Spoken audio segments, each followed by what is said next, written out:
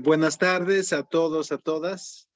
Me toca hacer una presentación sobre el contexto, la situación, el estado de situación, podríamos venirle a llamar, de la crisis climática y su conexión con la próxima conferencia climática de Naciones Unidas a realizarse en Egipto en las siguientes semanas de noviembre. Entonces, si me permiten compartir esta presentación en pantalla, ahora mismo lo tendrán enfrente. Es realmente unas diapositivas de guía para un poco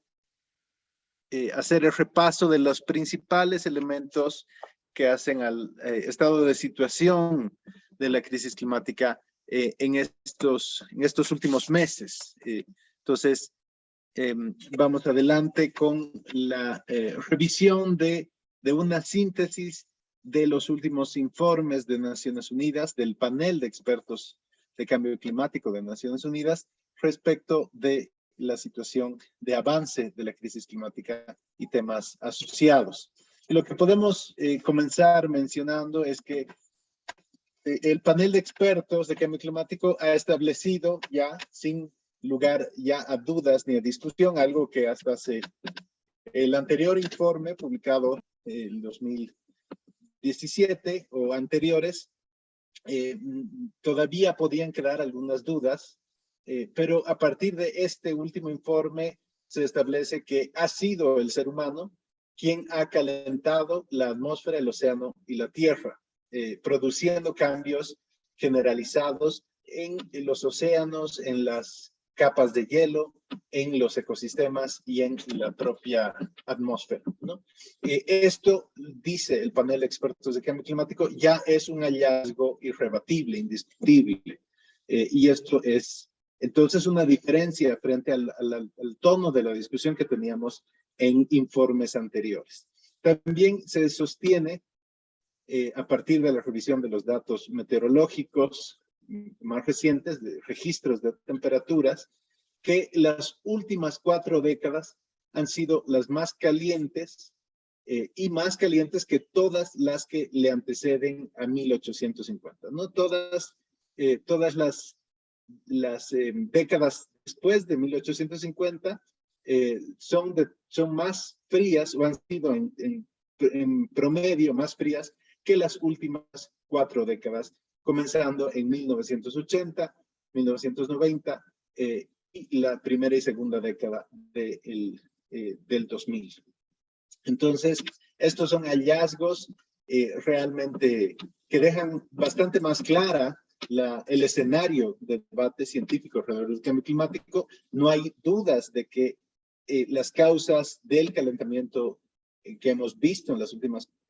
últimos 150 años ha venido ocurriendo a partir de las acciones humanas. Y a nivel global hemos podido registrar en promedio un calentamiento de 1.1 grados comparado con el promedio que teníamos entre 1850 y 1900. Sin embargo, los continentes se calientan más rápidamente que los océanos y por eso las temperaturas también son más calientes sobre los continentes que en los océanos de manera promedio normal. En términos generales, por lo tanto, se confirma la tendencia que ya había sido de alguna manera descrita en informes anteriores, donde es precisamente los factores humanos, las emisiones de gases de efecto invernadero humanas, de dióxido de carbono, metano, óxido nitroso y otras más, las que han ocasionado esta diferencia que vemos aquí graficada como dos modelos, podríamos llamarle, el modelo celeste, que vendría a ser el modelo climático que solamente toma en cuenta variables naturales, incluyendo las variables solares y volcánicas. Y por otro lado tenemos la simulación en sombreado rosado, que esto incluye, además de las variables naturales, también las variables humanas, como las emisiones a partir de la extracción y quema de gases de combustibles fósiles, ¿no? Pero además aquí tenemos una línea negra que sigue de manera muy cercana a la línea roja con sombreado rosado, que demuestra que las temperaturas observadas siguen de manera muy cercana al modelo que incluye las variables humanas como parte del calentamiento global que hemos visto ocurrir y que hemos podido modelar además a través de instrumentos matemáticos, ¿no? Esto confirma, por lo tanto, la interferencia humana en el sistema climático global. Y las proyecciones que se hacen acerca de las tendencias que estamos siguiendo son verdaderamente catastróficas si se llegan a hacer realidad. De hecho, ya tenemos un nivel bastante significativo de impactos que ya han sido registrados, pero los cálculos más recientes hechos a finales de septiembre de este año, precisamente hace algún mes, lo que nos dicen es precisamente que aún si se cumplen todas las promesas que han sido presentadas en los compromisos nacionalmente determinados, como se llaman los NDCs o compromisos nacionalmente determinados, aún si se cumplieran los cerca de 160 compromisos o contribuciones nacionalmente determinadas presentadas por cada uno de los países firmantes del Acuerdo de París, en el Acuerdo Climático de las Naciones Unidas, aún así estaríamos en dirección a subir las temperaturas por encima de 2.5 grados centígrados a finales del siglo. Esto quiere decir que estamos muy por encima aún del 1.5 grados que había sido comprometido en el Acuerdo de París y ratificado en el Acuerdo de Glasgow, la COP26 el año pasado. Sin embargo, esta tendencia de 2.5 grados de calentamiento es un escenario optimista realmente, ya que esto asume el cumplimiento completo de las contribuciones nacionalmente determinadas o NDCs. Esto quiere decir que si no se cumplieran, las temperaturas subirían por encima de los 2.5 grados, probablemente superando los 3 grados y aún más allá. Entonces, el escenario es realmente preocupante. La COP27 comienza con un contexto, podríamos decir, desfavorable, que tendrá que superar en el transcurso de las negociaciones y debates para llegar al final de las negociaciones con resultados que puedan ser considerados positivos o exitosos al menos. Y vemos un poquitito las proyecciones catastróficas o las proyecciones descritas que efectivamente son catastróficas si se llegan a hacer realidad. Lo que vemos es precisamente que los continentes, y en este caso marcado en el círculo rojo está el continente sudamericano, se calientan de manera más acelerada, más rápida, ¿no? El hemisferio norte realmente, cerca del polo norte, efectivamente se calienta más rápido, pero uno de los continentes que más rápidamente se está calentando al mismo tiempo es Sudamérica y la región amazónica y andina donde está ubicada Bolivia. Esto quiere decir que los promedios de los que hablamos muchas veces, por ejemplo, el promedio de 1.5 grados de calentamiento global, lo que realmente representa para nuestra región de tierras bajas y tierras altas también, es probablemente más cercano a los 2 grados y 2 grados y medio. Por lo tanto, los promedios globales ocultan gran parte de los impactos que van a ocurrir. Entonces, como vemos ahí, el promedio de 1.5 grados realmente significa cerca de 2 grados a 2 grados y medio para nuestro continente, mientras que el promedio de 2 grados, lo que realmente representaría para nuestra región del continente, es un aumento de temperatura cercano a los 3 grados. Y el de 4 grados estaría significando para nosotros alrededor de 6 grados de calentamiento. Entonces, los promedios son solamente indicadores globales que pueden ocultar elevaciones de temperatura e impactos mucho más severos en regiones del mundo. No solamente la temperatura es afectada por el cambio climático, sin embargo, sino también otras variables como el de la lluvia, que en el promedio anual de lluvias, digamos en los distintos escenarios presentados, tendría una variación dominantemente negativa para nuestro continente, con reducciones cercanas a los 10% de reducción de lluvias en promedio para el continente sudamericano en el escenario de 1.5 grados, acercándonos al 20% de reducción de lluvias en los escenarios de 2 a 4 grados, con consecuencias muy severas para las condiciones de vida y de subsistencia para los ecosistemas continentales, especialmente hablando de la Amazonía. La combinación de temperaturas más altas y lluvias más, podríamos decir, lluvias más escasas y un promedio menor de lluvias, la combinación de temperaturas altas y menos lluvias, lo que significan es un cambio en la humedad del suelo, una reducción de la humedad de los suelos que va a tener impactos muy severos en la agricultura continental, de la que precisamente Sudamérica es una de sus principales actividades económicas, la agricultura en la Argentina, en Brasil, en Paraguay, en Bolivia mismo, en Perú, en Chile, en distintos países de la región, la agricultura es muy importante y este escenario es altamente preocupante en los siguientes años. Recordemos que el escenario de 1.5 grados está proyectado a ser superado a finales de esta década, es decir, en los siguientes 7 años prácticamente, llegaríamos a este escenario,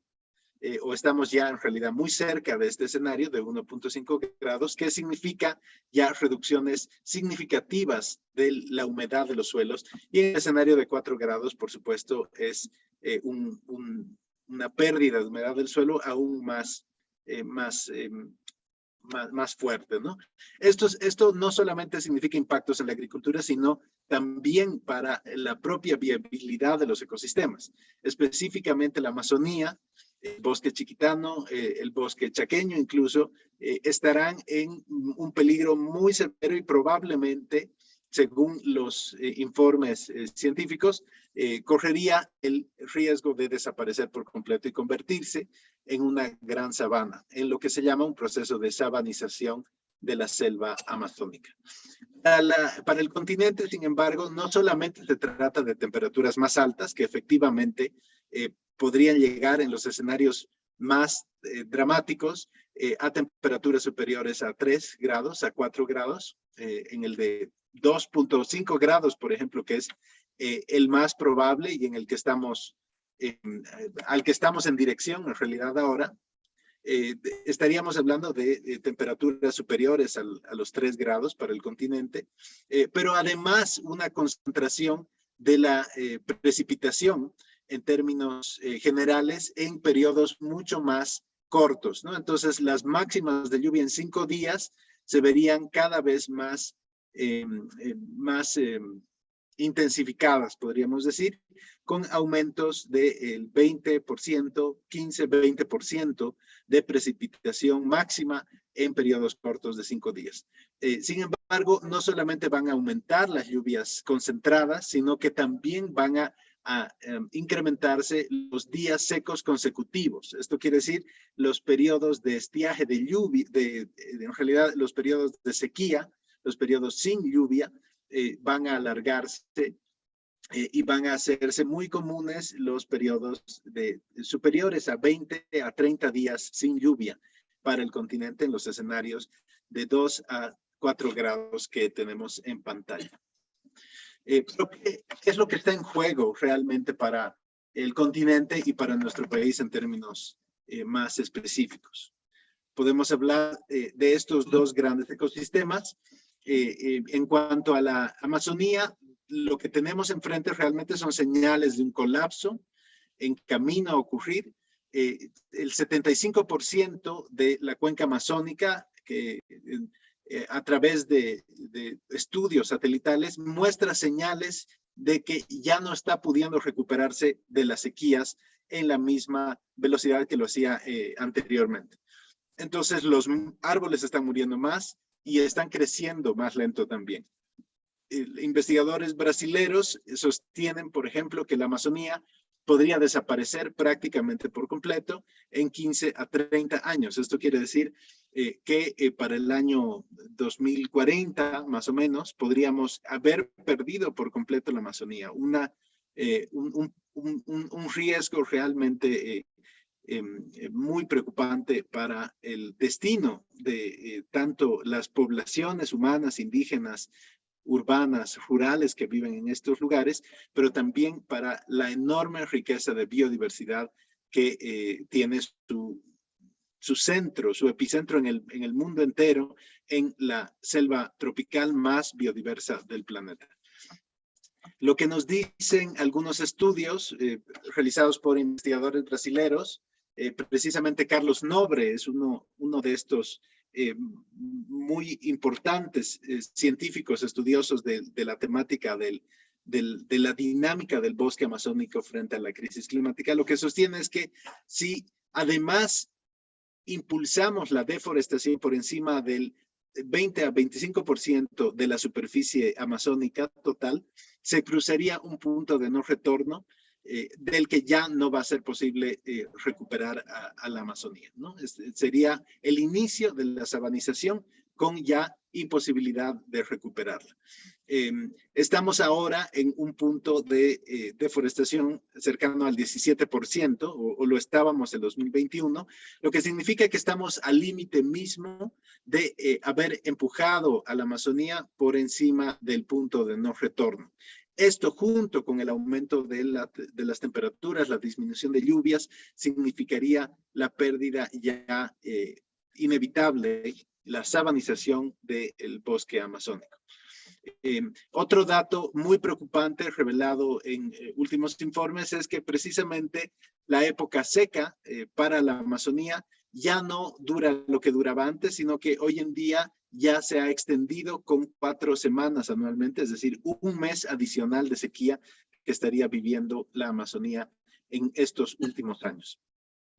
Además de la pérdida posible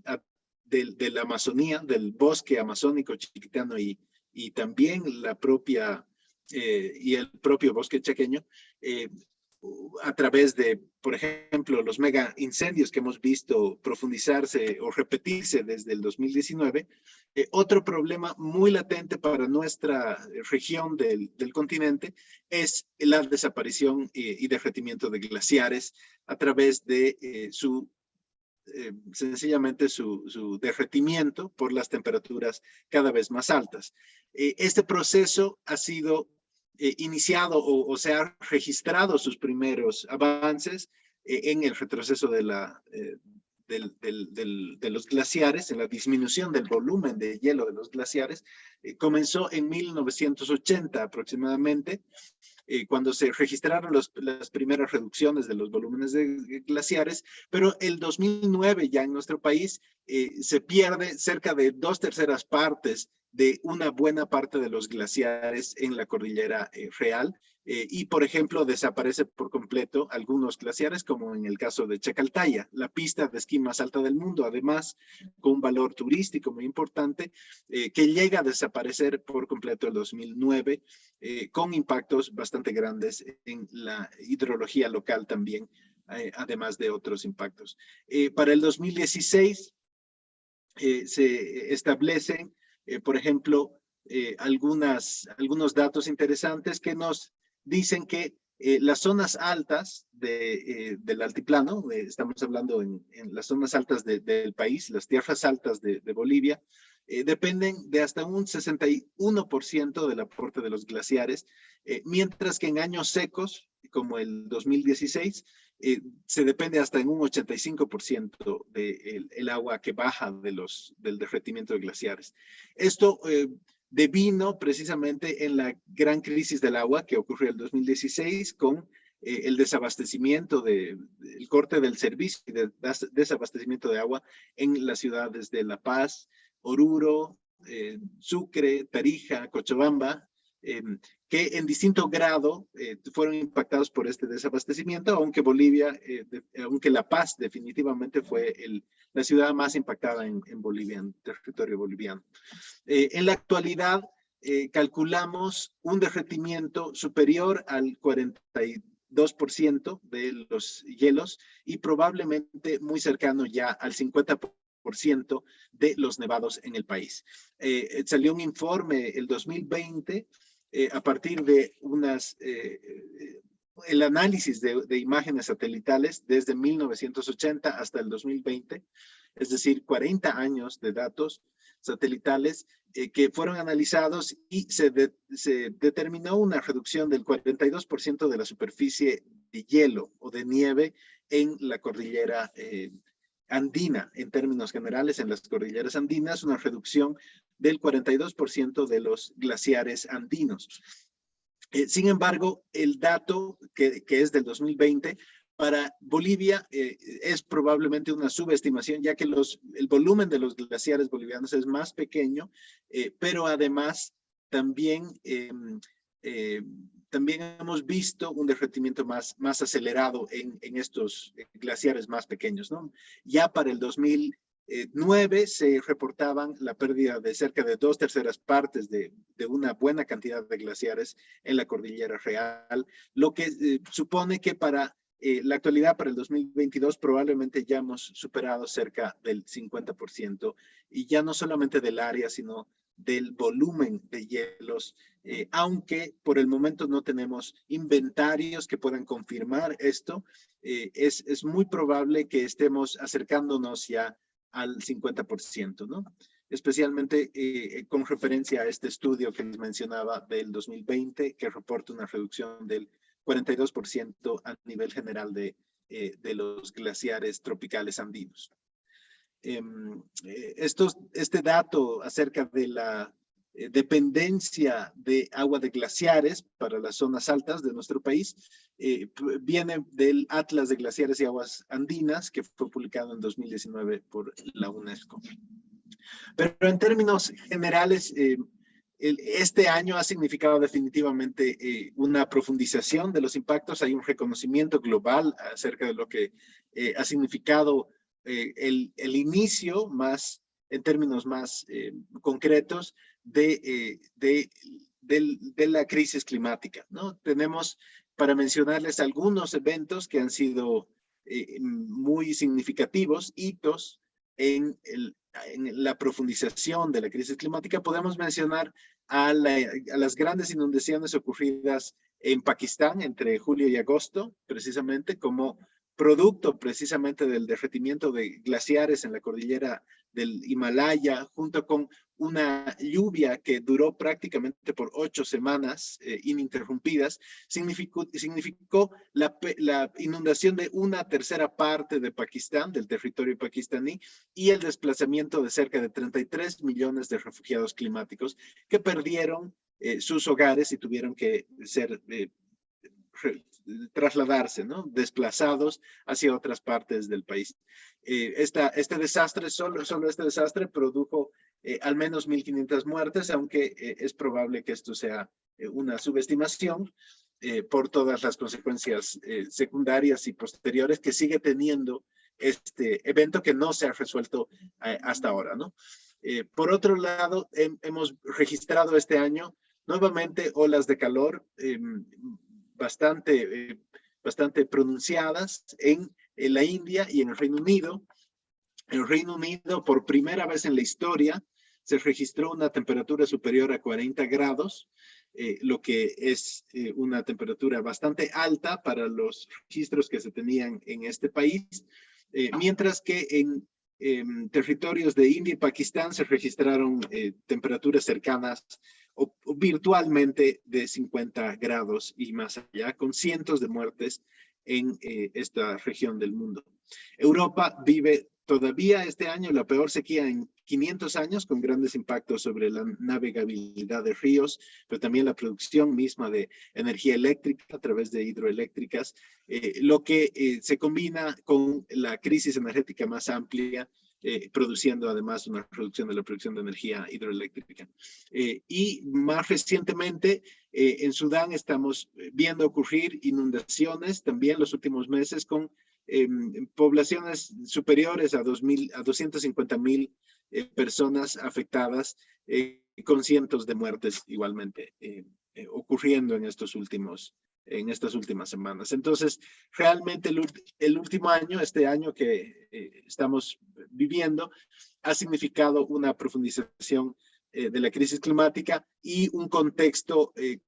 muy complejo para las negociaciones internacionales a ocurrir en noviembre. Pero estos informes de Naciones Unidas no solamente nos dicen, no solamente hacen énfasis en la situación crítica que tenemos enfrente, sino también vuelven a reiterar que es posible evitar los peores escenarios de la crisis climática y estamos todavía a tiempo, pero la ventana de oportunidad se está cerrando muy rápidamente y para lograr realmente evitar el ingresar a los peores escenarios catastróficos de la crisis climática,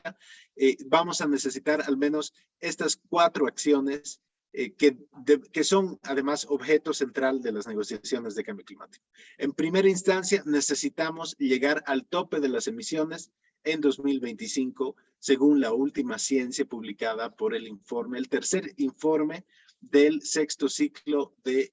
síntesis de la investigación global publicada por el panel de expertos de cambio climático. Es decir, que tenemos que llegar al 2025 con el tope de emisiones y a partir de ahí las emisiones ya no pueden seguir elevándose. Tenemos que entender que las emisiones han continuado elevándose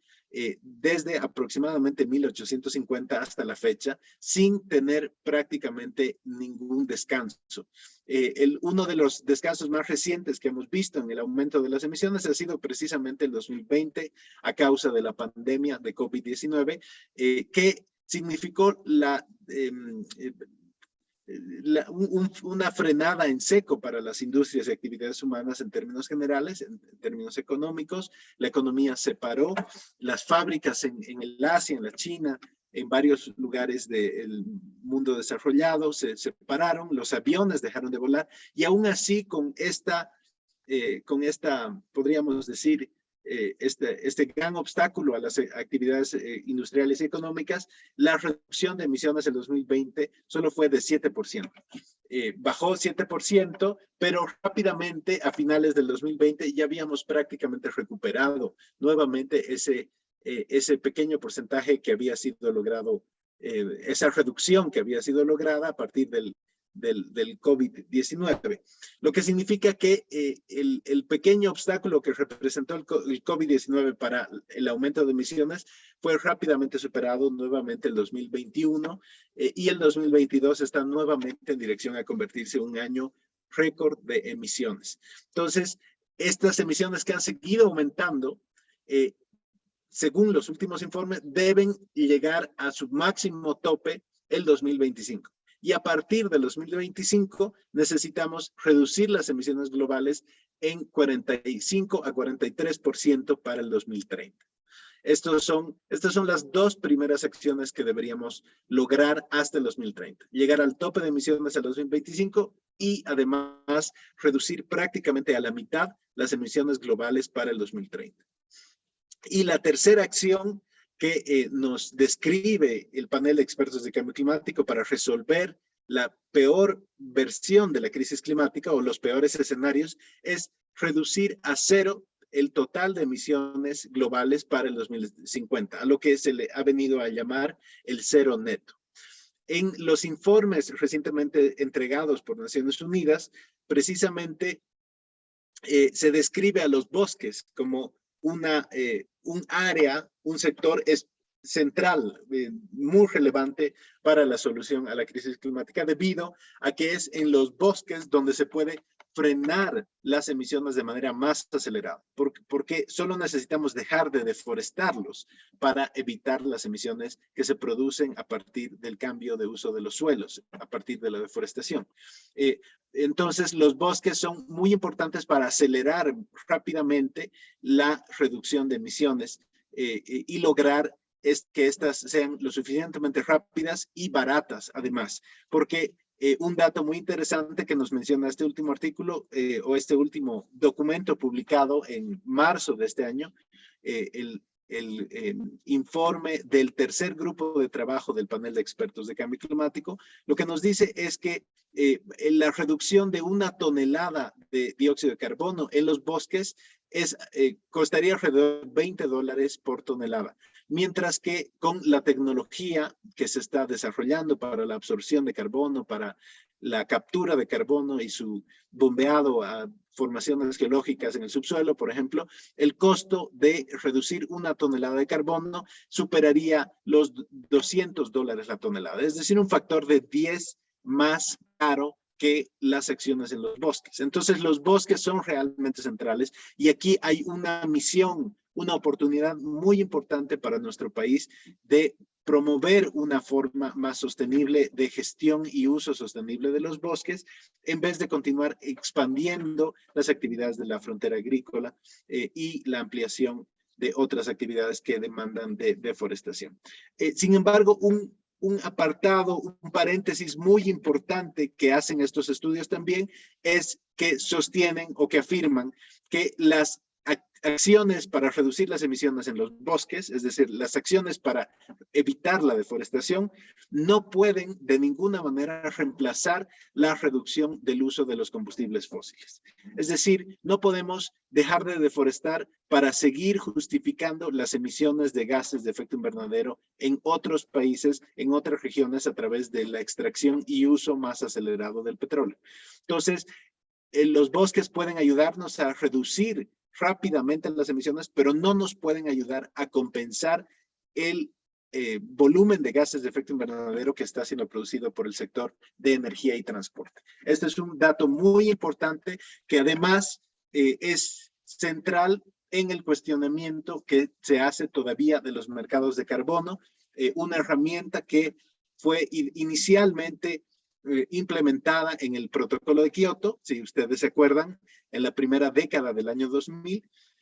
pero que luego a partir del fracaso del protocolo de Kioto quedó en suspenso, pero que nuevamente en el Acuerdo de París ha sido incluido en una nueva versión del mercado de carbono al que existen muchísimas críticas precisamente por la urgencia en la reducción de emisiones. Ahora, yo quería un poco hacer una revisión acerca de qué es esta conferencia de las partes, esta conferencia climática, qué va a ocurrir ahora en noviembre, que ha venido ocurriendo ya 27 veces anteriores, desde 1995, la primera conferencia que se hace en Berlín, y a partir de esto se ha venido repitiendo anualmente con alguna excepción, incluyendo la de la pandemia de COVID, que impidió la realización de la COP26 en el 2020 y que se tuvo que trasladar al 2026. Las conferencias climáticas son conferencias de las partes firmantes de la Convención Marco de Naciones Unidas sobre Cambio Climático. Esta convención fue firmada en 1992, ratificada en 94, precisamente, y que ha seguido más o menos los hitos que tienen enfrente en este gráfico, con la creación de la Convención de Cambio Climático en 1992, la realización de la primera conferencia de las partes, ya el 95 en Alemania, y las consecutivas COPs que significaron la adopción del Protocolo de Kioto, también se avanzaron el cumplimiento de los compromisos en el protocolo de Kioto, aunque este fracasó a partir de la renuncia de Estados Unidos al protocolo de Kioto, la retirada de Estados Unidos, lo que inhabilitó y significó el fracaso del protocolo de Kioto. Y no fue sino hasta el 2015 que nuevamente en la COP la COP realizada ese año en París, que se pudo firmar un nuevo acuerdo que vino a reemplazar el protocolo de Kioto, el llamado Acuerdo de París, que es la base de negociación sobre la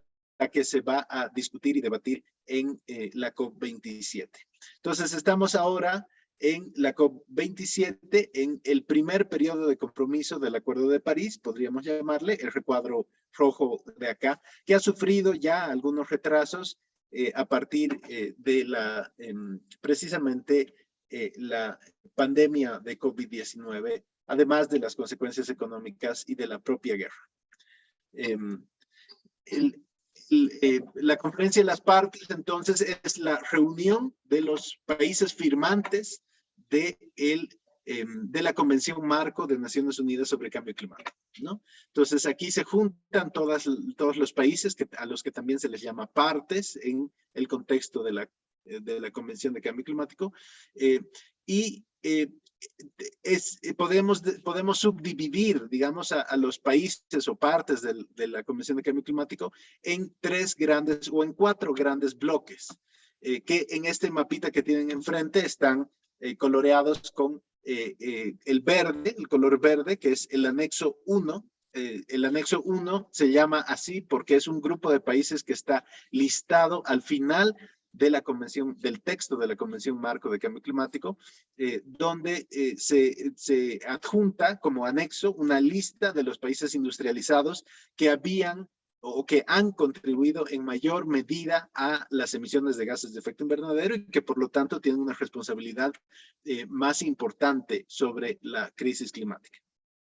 Entonces, en color verde tenemos a Canadá, Estados Unidos, tenemos a Europa occidental, con el norte de Europa, Noruega, Suecia, Finlandia, además de los países en el sur de Europa, como Alemania, Francia, Reino Unido, España, Portugal, Italia y otros más, ¿no? El Reino Unido también está en el anexo 1, además de Japón, que está acá,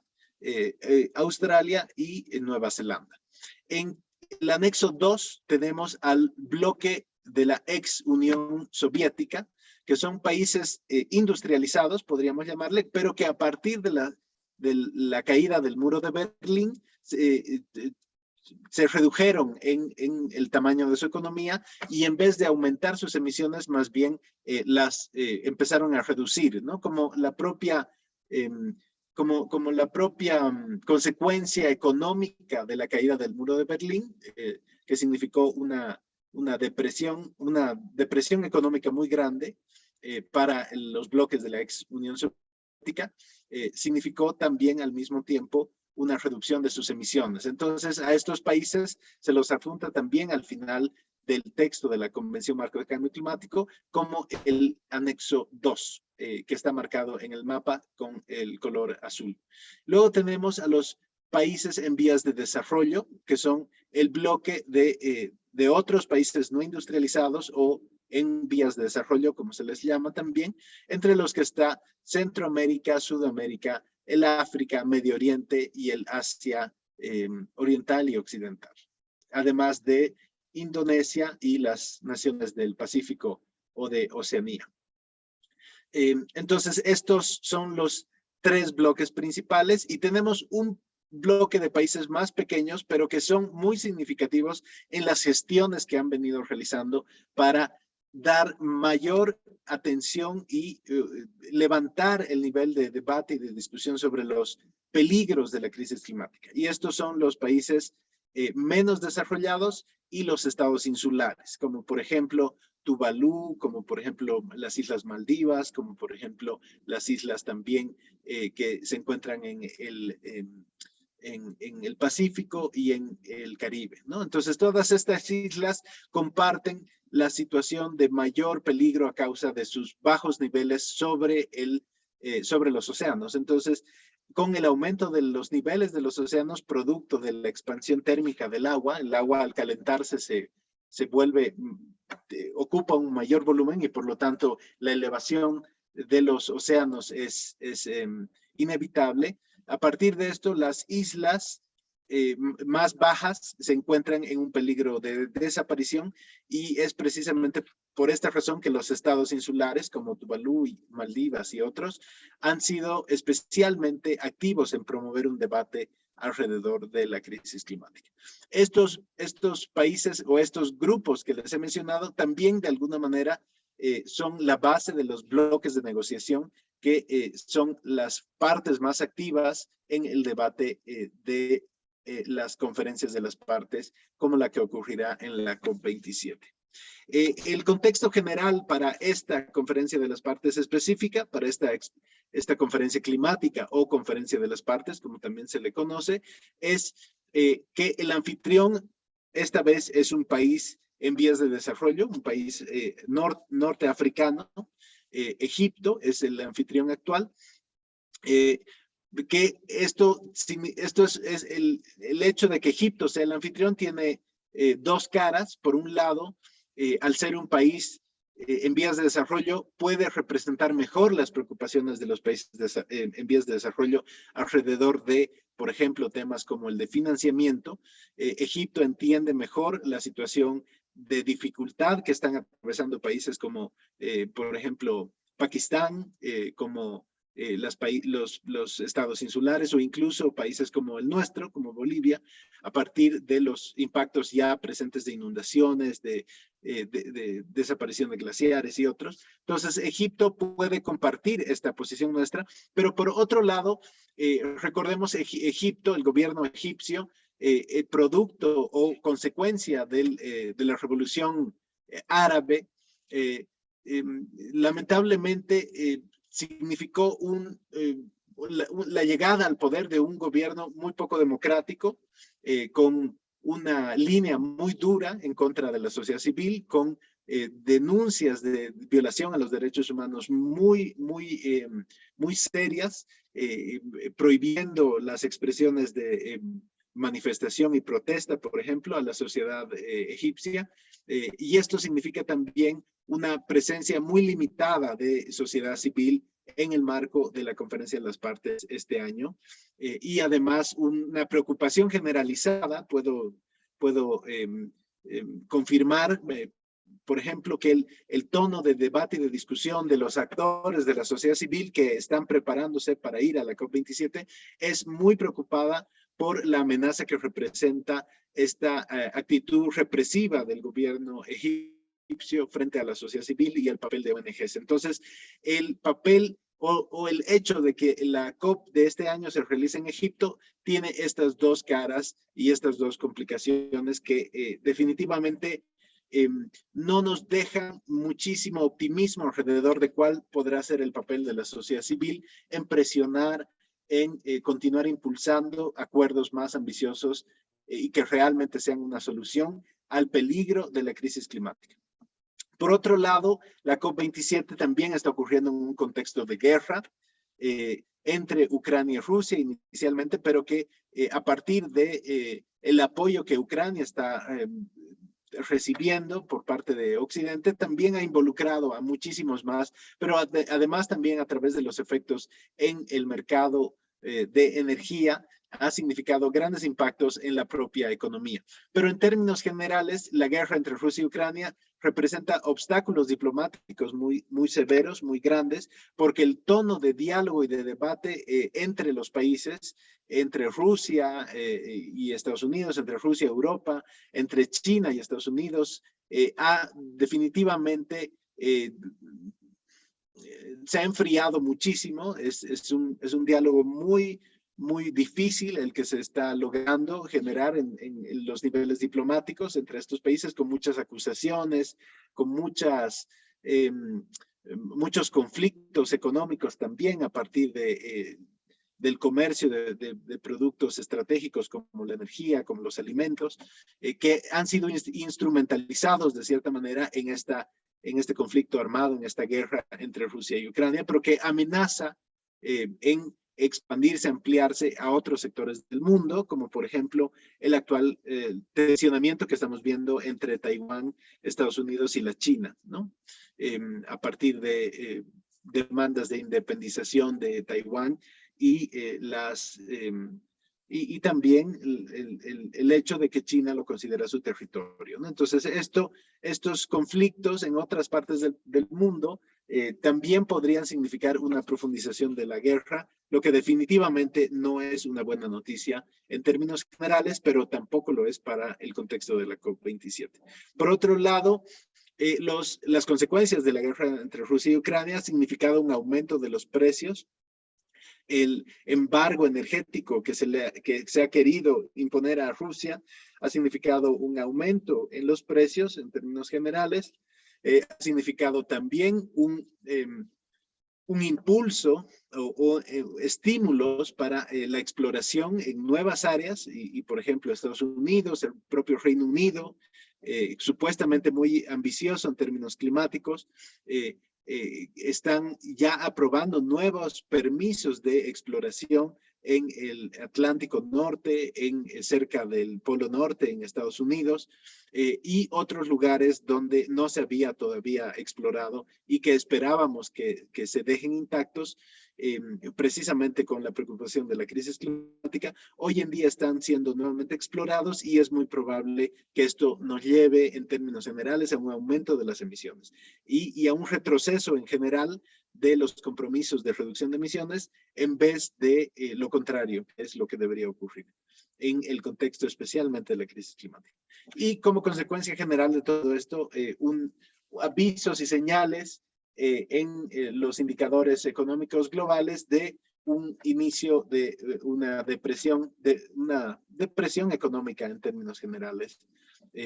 a causa de la guerra, a causa de la crisis energética y otros elementos o variables globales. Ahora quiero comentarles un poco, habiendo revisado el contexto del estado de situación climática descrita por la ciencia, el contexto complejo de guerra y de conflicto en el mundo en términos generales, quería comentarles los 4 temas centrales que van a ser debatidos en el marco de la Conferencia de las Partes de Naciones Unidas sobre Cambio Climático. Y el primero es el elemento central para evitar la profundización de la crisis climática en términos generales, que es la reducción de las emisiones en una escala adecuada. Como les mencionaba al comienzo, incluso incluyendo los compromisos nacionalmente determinados o las contribuciones nacionalmente determinadas, como se les llama a los NDCs o CNDs en español, nos llevan aún incluyendo los últimos compromisos presentados por alrededor de 160 países en el mundo, incluso incluyendo las últimas promesas, nos llevaría a un aumento de las temperaturas superior al 2.5 grados. Esto sigue siendo muy por encima a lo que había sido establecido en el Acuerdo de París y en el posterior, en la COP26 en Glasgow, de mantener, limitar el aumento de las emisiones, de las temperaturas en 1.5 grados, ¿no? Estaríamos hablando de prácticamente 1 grado por encima de la meta establecida y esto es impensable, esto es inaceptable para países como Bolivia, con grandes consecuencias e impactos en tierras altas y tierras bajas a partir, por ejemplo, de los mega incendios y la desaparición de bosques, pero además también el retroceso de glaciares con enormes impactos sobre agricultura, ganadería y abastecimiento de agua potable en términos generales. Entonces, un tema central de debate es cómo vamos a llegar a aumentar el nivel de reducción de las emisiones en una escala suficiente para completar un aumento máximo de temperaturas de 1.5 grados que debería ocurrir además en los siguientes 7 años, ¿no? Este es el principal desafío de la COP27, podríamos decirle, al menos en el término más grande de los objetivos establecidos en el propio Acuerdo de París. En el segundo punto central de debate de la crisis climática, tenemos el que ha sido el que mayor atención está recibiendo por parte de los países en vías de desarrollo como el nuestro, que es la necesidad del incremento de recursos financieros y tecnológicos para hacer frente a la crisis climática. además de para la adaptación, también para la propia mitigación en sectores especialmente de bosques, en sectores que están ahora sufriendo grandes pérdidas de cobertura forestal, pero además también en el propio sector energético. Entonces, en el segundo punto, lo que se demanda es la necesidad de redirigir o de lograr comprometer a los países desarrollados en la presentación de compromisos para la entrega de financiamiento que nos permita adaptarnos, es decir, ampliar los servicios básicos de agua potable, de alcantarillado, de electricidad incluso o de energía para que las poblaciones estén mejor preparadas en los momentos de sequías, en los momentos de olas de calor, en los momentos de heladas muy intensas que sean una amenaza para la población. Entonces, para esto se necesitan recursos financieros y tecnológicos que hasta el momento no han sido puestos a disposición y la COP27 en Egipto ha prometido convertir a este tema en uno de los centrales. El tercer tema tiene que ver también con un ámbito financiero, pero hace referencia a los daños y pérdidas que ya han ocurrido en los años pasados, en décadas pasadas, a partir de la crisis climática y sus impactos ya presentes en varios lugares del planeta o prácticamente en todo el planeta. Podemos, sin ir muy lejos, hablar nosotros del derretimiento y pérdida de glaciares en la región andina, que no solo ha significado la pérdida de atractivos turísticos como el de Chacaltaya, sino además la pérdida de fuentes de agua, fuente de agua para la alimentación de las represas en las zonas urbanas, pero en términos generales, la desaparición de fuentes de agua para comunidades rurales en el altiplano y en los valles bolivianos, ¿no? A estos daños y pérdidas es a los que hace referencia el debate sobre la compensación o la remediación de daños ya ocurridos por el cambio climático, pero que además van a continuar ocurriendo. Hay cálculos que, por ejemplo, dicen que Bolivia, solamente Bolivia, ha sufrido daños superiores a los 3.000 millones de dólares en las últimas décadas desde 1990, ¿no? Estamos hablando de 3 décadas en las que habríamos sufrido pérdidas a causa de desastres climáticos por alrededor de 3.000 millones de dólares. Y en términos generales, globales, estas pérdidas podrían superar los 2 a 5 billones de dólares, es decir, 2 a 5 millones de dólares. Esto significa una movilización de recursos enormes y por lo tanto también está en discusión el debate de dónde van a salir estos recursos. Es posible que muchos de estos recursos puedan estar en las economías o en los gobiernos, en los presupuestos de los gobiernos de países desarrollados, pero gran parte de estos recursos no van a poder venir de estas fuentes porque son relativamente limitadas y van a tener que tener otras fuentes. Entonces, el debate es acerca de cómo y dónde se van a movilizar estos recursos, pero con la demanda clara de parte de los países en vías de desarrollo de que exista un compromiso en la COP27 para viabilizar un mecanismo de compensación y remediación de los daños y pérdidas ya ocurridos. Este es probablemente la primera COP, esta es la primera COP en la que se va a tocar el tema de daños y pérdidas de manera más concreta y donde tenemos expectativas de que al menos salga el compromiso de conformar una entidad especializada en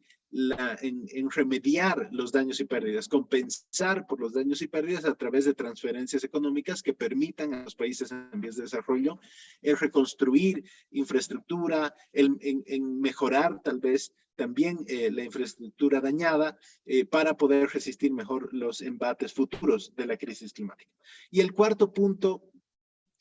central del que quiero mencionarles es también el de los mecanismos de cooperación para la implementación de las contribuciones nacionalmente determinadas, o NDCs, como son sus siglas en inglés, que hace referencia precisamente a lo que les mencionaba antes. Se trata de las maneras en que los compromisos nacionalmente determinados van a poder ser implementados en países con escasos recursos como el nuestro. Si ustedes ya han podido revisar el documento de contribuciones nacionalmente determinadas de Bolivia, que ha sido presentado en marzo de este año, lo que nos dice es que hay un conjunto de metas que son financiadas por el presupuesto, por presupuestos nacionales, que son llamados también metas me olvidé el nombre, metas incondicionales. Son estas metas que van a ser realizadas con recursos propios, pero hay un conjunto de otras metas a las que se le llama metas condicionales, que tienen que ser realizadas solamente si hay disponibilidad de recursos externos, es decir, si hay cooperación internacional para ser implementadas. Se calcula que alrededor del 60% de las metas para bosques, por ejemplo, en los NDCs nacionales nuestros de Bolivia, son financiadas o deberían ser financiadas por recursos de cooperación externa.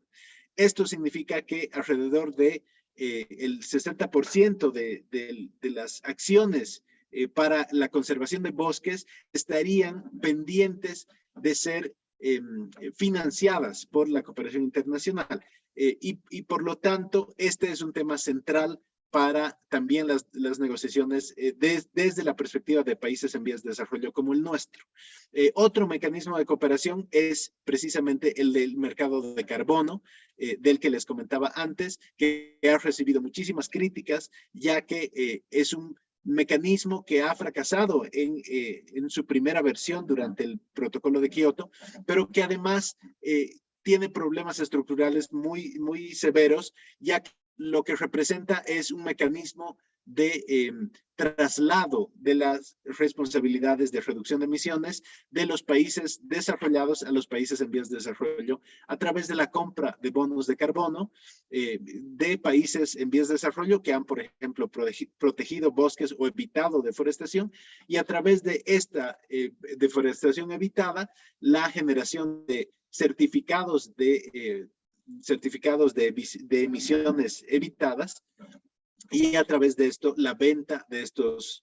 certificados para que puedan ser emitidos o compensadas estas emisiones en otros lugares, ¿no? De una manera muy sencilla podríamos describir que, por ejemplo, Brasil, por ejemplo, reduce 5 o 10 toneladas de carbono que luego puede venderlas a Alemania, por ejemplo, para que Alemania utilice estos certificados para justificar continuar emitiendo ellos estas 5 o 10 toneladas de carbono en sus planes de reducción de emisiones. Esto termina siendo un mecanismo a través del cual podemos continuar justificando las emisiones, pero que además también está rodeada, plagada de mecanismos que podrían significar falsos cálculos, podríamos decir, cálculos equivocados, intencionalmente o no intencionalmente, que signifiquen que en términos generales las reducciones no se realicen realmente, sino que simplemente se las describa en números, pero que no tenga una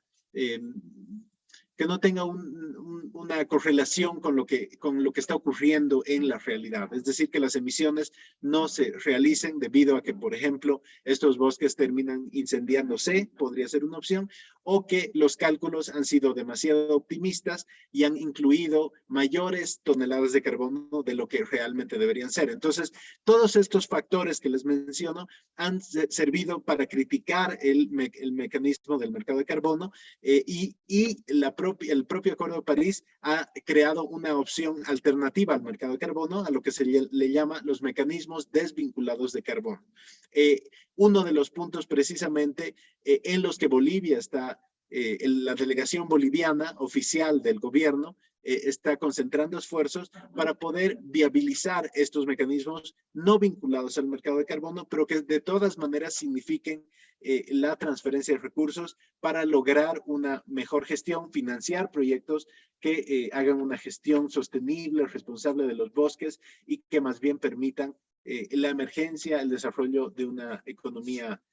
más amplia a partir de los productos no forestales, no maderables de los bosques en la Amazonía, en la Chiquitanía y el Chaco, por ejemplo, ¿no? Entonces, podemos entrar un poquitito, con un poco de detalle en algunos de estos temas. En cuanto a la reducción de emisiones en escala adecuada, que era el primer tema de relevancia dentro de la COP27, lo que nos arrojan los últimos informes de Naciones Unidas es que incluso incluyendo las contribuciones nacionalmente determinadas más recientes y presentadas por alrededor de 160 países ya, incluyendo estos compromisos, aún así estamos camino a un calentamiento superior a los 2.4 a 2.5 grados, según el más reciente informe de septiembre de este año. Y sobre esto es muy importante decir que con solamente 1.1 grados de calentamiento en nuestro país, ya hemos perdido cerca del 50% de los glaciares. Y esto no es simplemente un valor estético paisajístico. Estamos perdiendo fuentes de agua para la agricultura, para la ganadería altoandina de llamas, alpacas, para la biodiversidad de los bofedales y para el propio consumo humano como agua potable, ¿no? Pero esto no solamente significa pérdida de glaciares, sino además concentración de lluvias que genera, por supuesto, inundaciones, deslaves, deslices y en tierras bajas los grandes megaincendios y fracasos en la agricultura. Un calentamiento de 2 grados o más, por lo tanto, para nuestro contexto boliviano, debería ser completamente inaceptable y esta es parte de los mensajes que como sociedad civil llevaremos a la COP27 y trataremos de articular junto con otros aliados de la sociedad civil en Latinoamérica y en el mundo entero. Por lo tanto, este tema definitivamente es uno de los que recibirá mayor atención a lo largo de la conferencia de las partes. El segundo tema en importancia, o probablemente en igual nivel de importancia, es el de incrementar el acceso a recursos financieros y tecnológicos para la adaptación. En 2009, precisamente, los países del G7, los principales 7 países industrializados, se comprometieron a poner a disposición cerca de $100.000 millones anuales para la acción climática en 2020. Esto no fue cumplido. Hasta ahora, 2022, no ha sido cumplido y solo hemos logrado alcanzar el 70% de estos 100.000 millones, es decir, alrededor de 70.000 millones. Sin embargo, casi todo este monto de recursos ha sido puesto a disposición en forma de créditos y no en forma concesional. Lo que significa, por supuesto, que estamos camino hacia una crisis de endeudamiento para los países en vías de desarrollo, que sin haber sido centrales causantes de la crisis climática, van a tener que endeudarse, al menos en este esquema hasta ahora, para poder hacer frente a la crisis climática. Otro dato muy preocupante es que casi todos estos recursos, $70.000 millones, que han sido en su mayoría créditos, han sido dirigidos únicamente a acciones de reducción de emisiones, es decir, a mitigación del cambio climático y casi nada para la adaptación. Muy preocupante para el contexto de países altamente vulnerables como el nuestro. Este es, por lo tanto, un tema que va a ser ampliamente debatido y con la promesa, además del país anfitrión, Egipto, de convertir el tema de recursos financieros y daños y pérdidas en el tema central de la COP27. Pero no solamente Egipto está impulsando esta posición, sino cada vez más es una posición compartida por países en vías de desarrollo que están agrupados en el bloque de negociación amarillo que les mostraba en el mapa anterior, que también se le denomina el G77 más China, que incluye también a las naciones insulares, a los pequeños estados insulares y a los países menos desarrollados. Entonces, aquí podríamos decir, elementos que nos llevan a ver posiblemente que la presión en la COP27 acerca del tema de financiamiento será mayor que en anteriores versiones de las conferencias climáticas. Y esto podría traernos algunas noticias positivas en cuanto a la disponibilidad de recursos para enfrentar la crisis climática por parte de países como el nuestro. El tercer tema central de debate tenía que ver con el ítem de negociación sobre daños y pérdidas que ya han ocurrido, y promete convertirse en el tema central para la conferencia de Egipto, es decir, el tema bandera para la conferencia de Egipto, donde las demandas de países como Pakistán, Tuvalu, propio Bolivia y muchos otros, acerca de millones de dólares, cerca de 3 a 5 billones de dólares en daños materiales, además de los daños humanos y muertes que esto significa, a partir de inundaciones, sequías, incendios, el aumento del nivel de los océanos y otros. Todo esto se vendría a convertir en argumentos para el establecimiento de un mecanismo, de una institucionalidad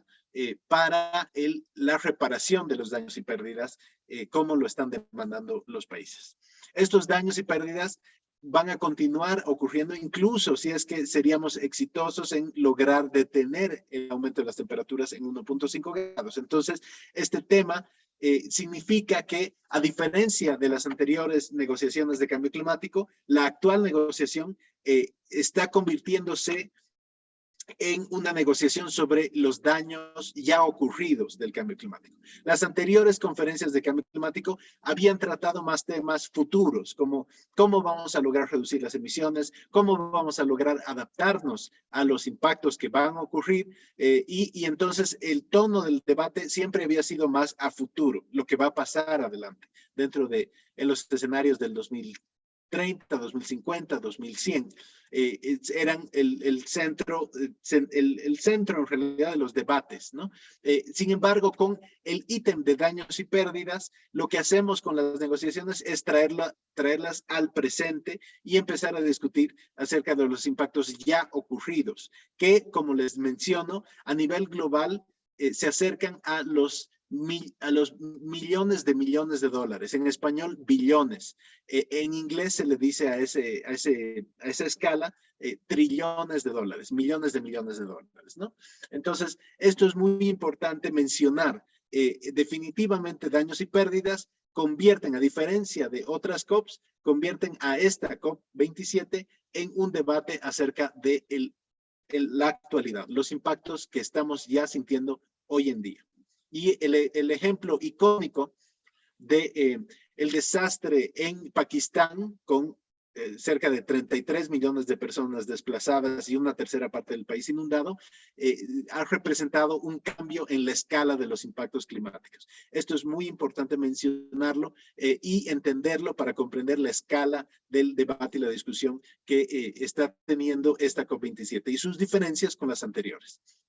Solo Bolivia, como les decía, se estima que ha sufrido impactos por 3.000 millones de dólares en los últimos 30 años. Y en este tema de debate central, la demanda que se pone en la mesa es el establecimiento de un fondo de reparación específico para daños y pérdidas. Para esto consideramos, después de un análisis del contexto, que es muy difícil que se pueda lograr. Pero de todas maneras el impacto conjunto o la presión conjunta de los países afectados, como Pakistán este año, pero el conjunto de otros países, podría significar un giro en las negociaciones a través del establecimiento de este fondo de reparación, que además de manera adelantada ha recibido el apoyo del Parlamento Europeo, ha recibido incluso también algún reconocimiento por parte del gobierno estadounidense, que se ha mostrado abierto a la discusión de este tema, pero que veremos en qué termina resultando a finales de la COP27, lo sabremos alrededor del 18-19 de noviembre. El cuarto tema central de debate en el marco de la Conferencia de Naciones Unidas sobre Cambio Climático será el de debatir acerca de cómo va a funcionar el mercado de carbono, con los detalles técnicos alrededor de los ajustes que se han hecho, comparado con la primera versión que fue presentada en el protocolo de Kioto en la primera década del 2000 y que fracasó, como ya mencionaba antes, y además, adicionalmente, este año se debería dar el lanzamiento oficial ya del mecanismo desvinculado del mercado de carbono, ¿no? Que es este mecanismo que no involucra la transacción de bonos de carbono, sino que representa otro tipo de acciones destinadas a fortalecer la mitigación, la adaptación en países en vías de desarrollo como el nuestro, pero sin que signifique el compensar emisiones de otros países, sino que puede involucrar incluso cosas como el comercio internacional de alimentos y de otro tipo de productos en vez de bonos de carbono, ¿no? Entonces, este es uno de los temas donde la delegación boliviana ha puesto más esfuerzos y las expectativas que tenemos también desde la sociedad civil, que estamos siguiendo este proceso, es que pueda lanzarse el mecanismo desvinculado del carbono que signifique la posibilidad de canalizar recursos financieros para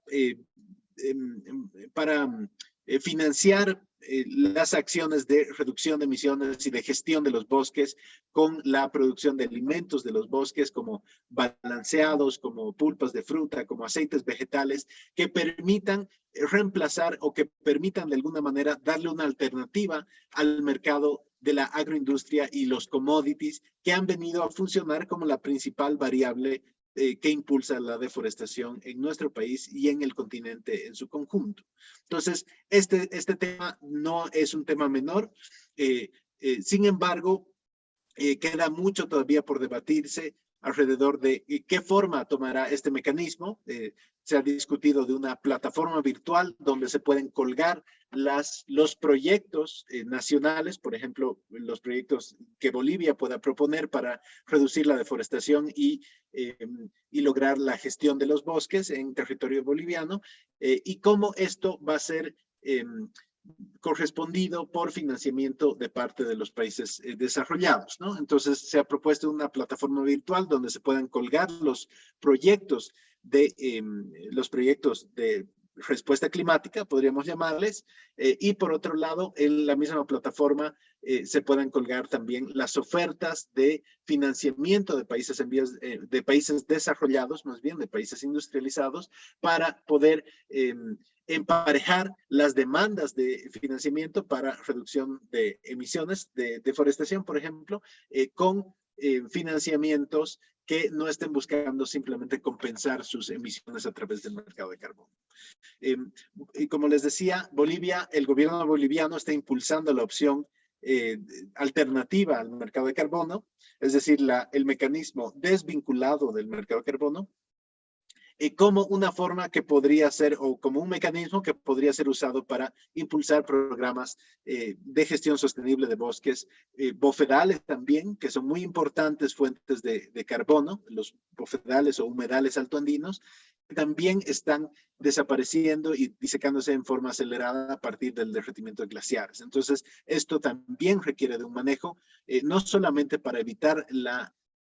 liberación de estos gases de efecto invernadero, entre ellos metano y dióxido de carbono, pero además también para asegurar y garantizar la existencia de pasturas para el ganado altoandino, que depende de los bofedales, especialmente en épocas secas, para su alimentación. Entonces, estos son los 4 temas centrales que vamos a ver en su debate durante la COP27 y donde tendremos entonces que centrar un poco nuestra atención en las siguientes semanas. Lo que los informes científicos de Naciones Unidas nos dicen también es que el destino no está escrito, ¿no? No es que hemos empujado a todo el sistema climático hacia un punto de no retorno. Estamos todavía en una pequeña ventana para evitar la profundización definitiva de estos desastres o de esta situación generalizada de desastre climático, pero necesitamos tomar acciones urgentes que ya no significan cambios graduales de la sociedad. Ya hemos pasado ese punto en el que podíamos proponer cambios graduales y lentos que nos lleven a una situación de estabilidad. Esto ya no es posible porque solo nos quedan 7 años para reducir a la mitad las emisiones globales de gases de efecto invernadero. Esto quiere decir que en 7 años tendríamos que transformar el mundo y nuestras sociedades. Esto parece algo completamente irreal ahora cuando lo vemos desde la posición actual. Sin embargo, el escenario alternativo, el escenario de no hacer nada, es aún más impensable porque significa y representa un colapso generalizado de los sistemas agrícolas y por lo tanto de las fuentes de alimentos, de agua potable e incluso energía hidroeléctrica, por ejemplo, de la que depende una buena parte del mundo, incluyendo nuestro país en alrededor de 30% de su producción eléctrica. Entonces, lo que está en juego es realmente crítico y esperamos sinceramente que la COP27 sea capaz de traernos parte de las respuestas al menos que nos permitan mantener el optimismo frente a las capacidades humanas de enfrentar esta severa crisis que es la crisis civilizatoria del cambio climático. Con esto yo termino y les agradezco muchísimo por su atención. Muchas gracias.